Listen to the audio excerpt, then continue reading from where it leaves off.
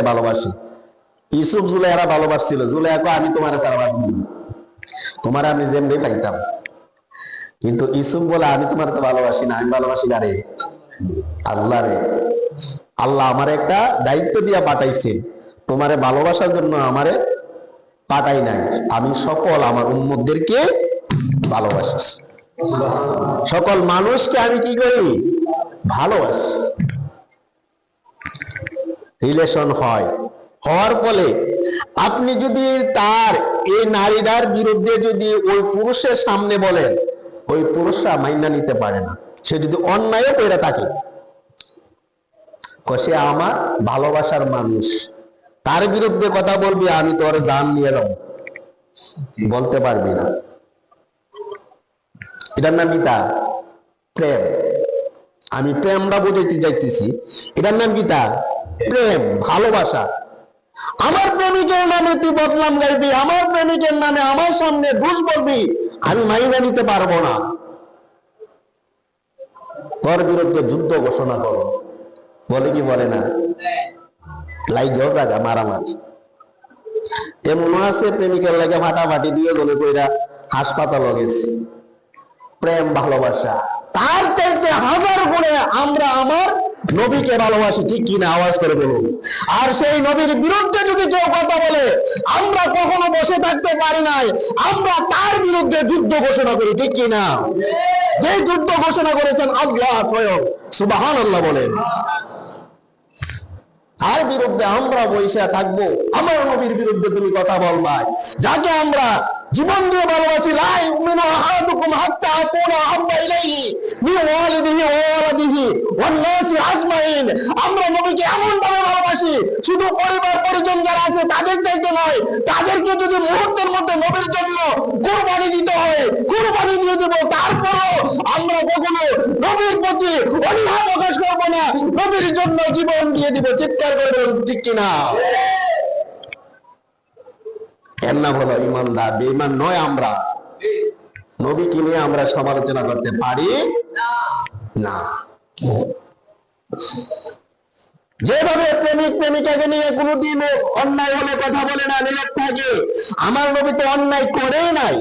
নবী হলেন রাহমাতুল লিল আলামিন। চিৎকার করে বলেন, নবী হলেন কি? রাহমাতুল লিল আলামিন। রহমত এই পৃথিবীর জন্য। আল্লাহ যে জায়গার রহমত, নবীও সেই জায়গার মধ্যে রহমত। আল্লাহ আলামিন, নবীও আলামিন। সুবহানাল্লাহ বলেন। আলহামদুলিল্লাহি রাব্বিল আলামিন। আল্লাহ নিজে বলেন আমি আলামিন, বিশ্ব জগতের জন্য। আমার নবীও বলেন ওয়া মা আরসালনাকা ইল্লা রাহমাতাল লিল আলামিন। চিৎকার করে বলুন সুবহানাল্লাহ। দেখছেন, দেখেন আমার নবী আলামিন। আল্লাহ যে জায়গাতে আলামিন, নবীও সেই জায়গার মধ্যে আলামিন। পৃথিবীর জন্য আল্লাহ পাঠান, নবী রহমত বন্টন করে। সুবহানাল্লাহ বলে। আল্লাহ পাঠান কার মাধ্যমে? জিব্রাইলের মাধ্যমে নবীর কাছে। মাধ্যম না দিলে হবে না, সরাসরি দিলে একটা সম্মান ইজ্জত থাকে না। আল্লাহ তো আমার নবীকে আমি অনেক সম্মান দিয়ে পৃথিবীর মধ্যে প্রেরণ করেছি, ইজ্জত দিয়ে। আর সেই নবীকে আমি সরাসরি দিব না, মাধ্যমের মাধ্যমে দিব। সে একজন রাখবো, সে হলো জিব্রাইল আলাইহিস সালাম। সুবহানাল্লাহ বলে। সে জিব্রাইল আলাইহিস সালামের মাধ্যমে আমি আমার নবীর কাছে প্রেরণ করব, আমার কথাবার্তা আলাপ আলোচনায়। সেজন্য আমি বলবো যুবক ভাইরা, নবীকে নিয়ে কখনো খারাপ ধারণা করবেন না, নবীকে নিয়ে কখনো সমালোচনা করবেন না। যদি সমালোচনা করেন, ঈমান সাথে সাথে তালাক হয়ে যাবে, চলে যাবে। আপনি বেঈমান হয়ে পৃথিবী থেকে চলে যাবেন। তাহলে বুঝতে হবে আমার নবী রাহমাতুল লিল আলামিন।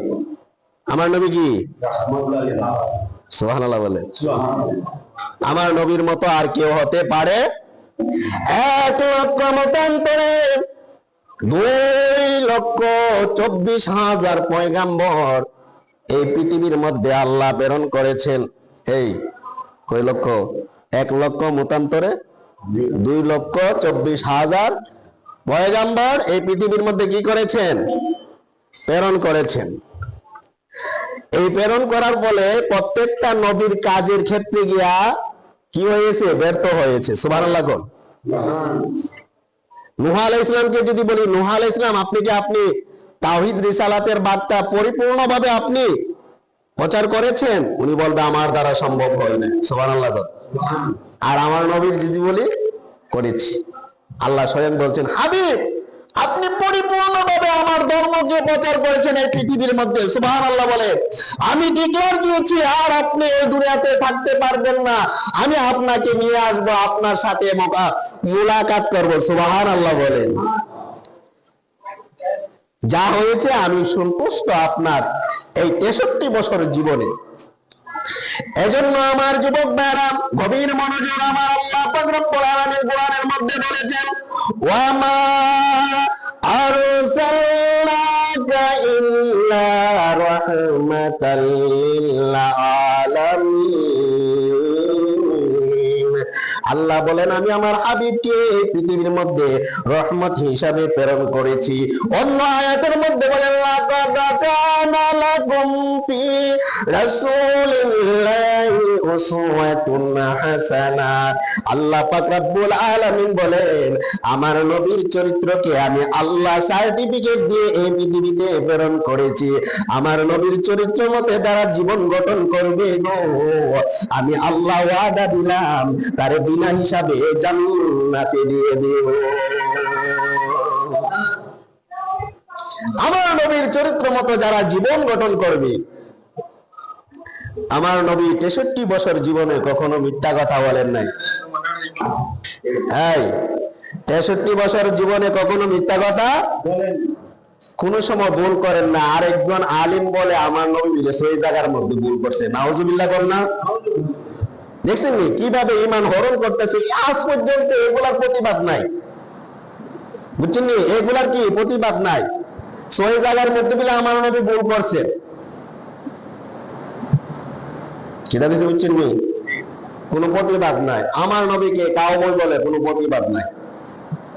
রাখাল বলে সম্বোধন করে। আল্লাহ বলছে রাখাল বলে সম্বোধন করিও না।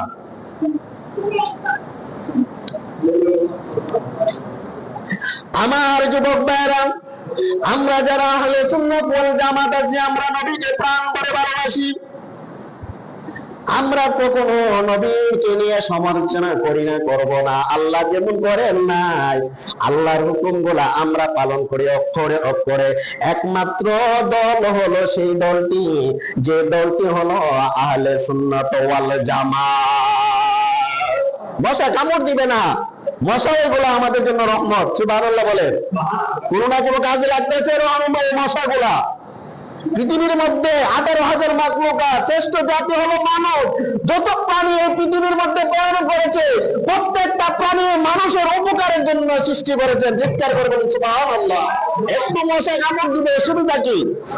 আরে আবু বকর, উসমান, হযরত আলী পায়ের মধ্যে, আলী পায়ের মধ্যে কি ঢুকে গেল? তীর ঢুকে গেল, বাইর করতে পারে নাই।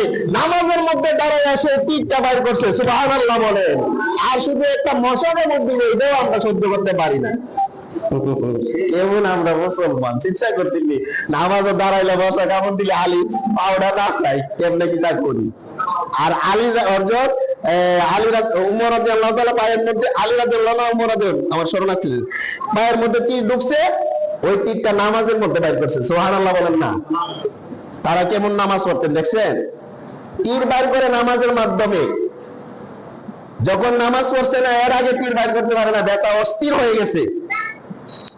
আর নামাজে যখন দাঁড়াইছে, সূরা যখন শুরু করছে, দুই সাহাবী বলে এখনই সুযোগ হযরত আলী রাদিয়াল্লাহু তাআলা পায়ের তীরটা বাইর করায়। তখন তারা দুইজন ধরে এমন টান দিল, তীর আস্তে করে বাইরে আসে। সুবহানাল্লাহ বলেন না? আরো জোরে বলেন না সুবহানাল্লাহ। তাদের প্রেম ভালোবাসা কতটুকু ছিল, আর আমাদের প্রেম ভালোবাসা কতটুকু। মশার কামড়ে আমরা সহ্য করতে পারি না। ঈমান যখন দুর্বল, আল্লাহ মশার মাধ্যমে তোদেরকে রোগও দিবে একটা। দেয়নি রোগ? মশার মাধ্যমে রোগ দেনি, ডেঙ্গু জ্বর হয় না? তোরা আমার উপরে বিশ্বাস রাখতে পারস না, যখন তোদেরকে আমি ডেঙ্গু জ্বর দেব না।